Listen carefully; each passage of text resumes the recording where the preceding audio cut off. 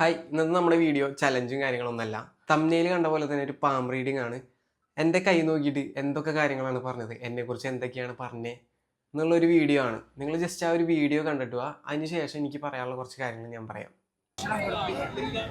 കായിക വിദ്യാഭ്യാസവും കലാപരമായ കാര്യങ്ങൾക്കും സമർത്ഥന. ഒരാൾ ഓവറായിട്ട് ഉപദേശിക്കുന്നത് മാത്രം എൻ്റെ മോൻ ഇഷ്ടപ്പെടുന്നു. 5 മിനിറ്റ് നേരം പോലും ഗൃഹത്തിലടയ്ക്കുന്ന ആളുമല്ല. 5 മിനിറ്റ് നേരമെങ്കിലും വീട്ടിൽ അടങ്ങിയിരിക്കുന്ന ഒരു മോനല്ല. മാതാപിതാക്കളുടെ തലമെടുത്ത് ഉയരാമെന്ന് ആഗ്രഹമില്ല. പെറ്റമ്മേനെ ചൂടാക്കാൻ എൻ്റെ കണ്ണൻ ബഹുമിടുക്കലാണ്. അതുപോലെ തന്നെ ഓവറായ കൂട്ട് വേണം, ഓവറാകാൻ പാടില്ലെന്നേ അമ്മ പറഞ്ഞിട്ടുള്ളൂ. ഓവറായ കൂട്ട് വന്നാൽ പല അനർത്ഥത്തിനും കാരണമുണ്ടാകും. മോന്റെ പെറ്റിയമ്മ മക്കൾക്ക് വേണ്ടി ജീവിതം പങ്കുവെച്ച ആളാ. എൻ്റെ അമ്മയില്ലേ, എൻ്റെ അമ്മ മക്കളെ മാത്രമേ തേടിയിട്ടുള്ളൂ, ധനത്തെ തേടിയ ഒരു അമ്മയല്ല മോന്റെ അമ്മ. അതും തന്നെയല്ല, മോന്റെ കയ്യിൽ കാശില്ലെന്ന് പറഞ്ഞാൽ ഒരു കുഞ്ഞുങ്ങളും വിശ്വസിക്കത്തില്ല. മോന്റെ കയ്യിൽ പണമില്ലെന്ന് പറഞ്ഞാൽ മറ്റുള്ളവർ അത് വിശ്വസിക്കുകയില്ലെന്നാണ് അമ്മ പറഞ്ഞത്. ഈശ്വര ഭക്തിയുണ്ട്, ഈ മനസ്സിൽ മാത്രമേ ഉള്ളൂ. 4 ജനങ്ങളെ ബോധിപ്പിച്ച് ചന്ദനമിട്ട ഒരു ഭക്തനല്ല.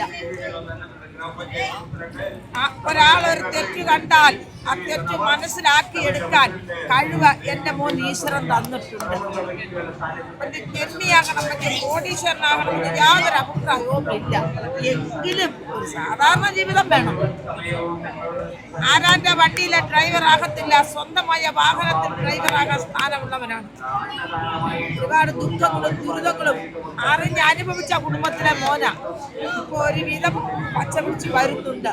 അപ്പൊ നിങ്ങളെ വെറുത്തവർ വീണ്ടും അടുക്കുന്നുണ്ട്. ആ അടുപ്പം വേണ്ട. സ്വദേശം കൊണ്ടുള്ള ജീവിതത്തിന് സ്ഥാനമല്ല, വിദേശം കൊണ്ട് സ്ഥാനമുണ്ട്. പോയാൽ രക്ഷപ്പെടാം. പോയാൽ ഇപ്പൊ ജോലിയുണ്ടോ തൊഴിലുണ്ടോ എന്ന് ചോദിച്ചാൽ ഉണ്ടെന്ന് മാത്രമേ ഉള്ളൂ. അതത്ര തൃപ്തിയൊന്നുമല്ല. അതൊന്ന് മാറിയാൽ കൊള്ളാം എന്നൊരാഗ്രഹം കൂടിയുണ്ട്. അതിനിപ്പോൾ പരിശ്രമിക്കുകയാണ്. ആ പരിശ്രമം ഈശ്വരൻ സാധിച്ചു തരും കേട്ടോ. പിന്നൊരു കാര്യം കൂടെ, വിനോദമായ ചില സെറ്റിൽമെന്റുകൾ വേണ്ട, പല ചതിവുണ്ടാകും. അതിലൊന്നും ചില ചാടരുത് കേട്ടോ. ആലോചിച്ച് മുന്നോട്ട് പോകുകയാണെങ്കിൽ മാത്രമേ ഈ കൈക്ക് വിജയമുള്ളൂ. പിന്നെ ഹൃദയരേഖ ശൂന്യം ഭയങ്കര ചിന്തയാ എൻ്റെ മോന്. നാളെ നടക്കേണ്ട കാര്യങ്ങൾ ഇപ്പോഴേ ഇരുന്ന് ചിന്തിച്ച് മനസ്സിലിങ്ങനെ കോട്ട കെട്ടി വെക്കും. കോട്ട കെട്ടല്ലാതെ ഒരു കാര്യങ്ങളും നടക്കുകയില്ല. ഇല്ലാത്ത വഴക്ക് മുഴുവനും ഉണ്ടാക്കും വീട്ടിൽ ഇരുന്നാൽ. എന്നാൽ വെറും ശാന്തനും കൂടിയാണ്. പെട്ടെന്ന് ദേഷ്യം വരും, പെട്ടെന്ന് അങ്ങ് തണുക്കുകയും ചെയ്യും കേട്ടോ. ഉദ്ദേശിച്ചിരിക്കുന്ന കാര്യങ്ങൾ സാധിച്ച പിന്നെ ഒരു കാര്യമാകുമ്പോൾ പറഞ്ഞ പിണങ്ങരുത്. മനസ്സുകൊണ്ട് ആഗ്രഹിക്കുന്ന പെൺകുട്ടിക്ക് വിവാഹ പങ്കാളിയാകത്തുള്ളൂ. സ്ത്രീധനം വേണമെന്നില്ല, സ്വഭാവം മാത്രം ആഗ്രഹിക്കും. അത് മോന്റെ ലക്ഷണത്തിൽ 27, 29, 31 ഉള്ളിൽ വിവാഹസ്ഥാനത്തിന് പങ്കാളിയാകണമെന്നാ. ഇപ്പൊ എത്ര വയസ്സായി? 22 അതാ 27 അമ്മ പറഞ്ഞിട്ടുള്ളൂ കേട്ടോ എന്നാണ്. അതുപോലെ തന്നെ തോന്നിയ സകല പണിയും ചെയ്യും, സ്വയം തോന്നണം. എത്ര വലിയവൻ കുറ്റം കാണിച്ചാലും എതിർക്കുകയും ചെയ്യും. ആ കുറ്റത്തിന് മുൻകൂട്ട് നിൽക്കത്തുമില്ല. അത് ചിലവർക്ക് അത്ര ഇഷ്ടപ്പെടുന്നില്ല കേട്ടോ. ചില കൂട്ടുകാരെയൊക്കെ ഒഴിവാക്കി വരികയാണ്. ഇനിയൊന്നും ഒരു ചാലം കൂടിയൊക്കെ അവരെ കൂടെ സ്നേഹിച്ച് ഒഴിവാക്കണമെന്നാണ് മനസ്സിൻ്റെ കോട്ട. ബഹുലിക്കാക്കണ്ട.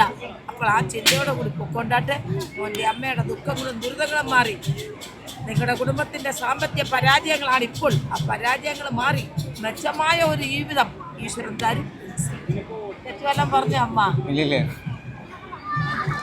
ഓക്കെ, നിങ്ങൾ ആ ഒരു വീഡിയോ കണ്ടിട്ടുണ്ടാവില്ലേ? എനിക്കിതിനെക്കുറിച്ച് പറയാനുള്ള ഒരു കാര്യം എന്ന് പറഞ്ഞാൽ, നിങ്ങൾ ഒരുപാട് ഇതിൽ വിശ്വസിച്ചിരിക്കരുത്. ഈ പാം റീഡിങ് കാര്യങ്ങളൊന്നും ഒരുപാട് അതിലേക്കൊരു വിശ്വാസം കൊടുത്ത് നിൽക്കരുത്.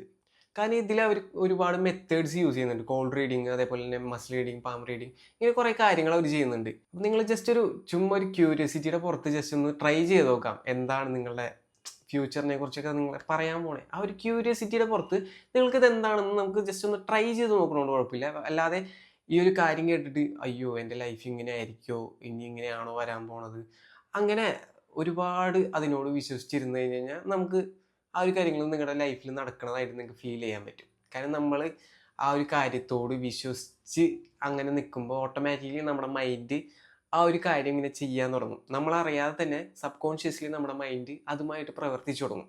അപ്പം നിങ്ങൾ ഒരുപാട് അതിൽ വിശ്വസിച്ചിരിക്കരുത്. അതുപോലെ തന്നെ നിങ്ങളോട് കൈ നോക്കണ്ടെന്നല്ല ഞാൻ പറയുന്നത്. ജസ്റ്റ് ഇങ്ങനെയുള്ള ആളുകളൊക്കെ കാണുമ്പോൾ ജസ്റ്റ് ഒന്ന് അവരെ സഹായിക്കുന്നതല്ലായിരിക്കും. കാരണം എന്ന് വെച്ച് കഴിഞ്ഞാൽ അവരൊരു തൊഴിലാണിത്. അപ്പം നമ്മളെ കൊണ്ട് പറ്റാവുന്ന രീതിയിൽ നമ്മളൊന്ന് ഹെൽപ്പ് ചെയ്യുക അവരെ.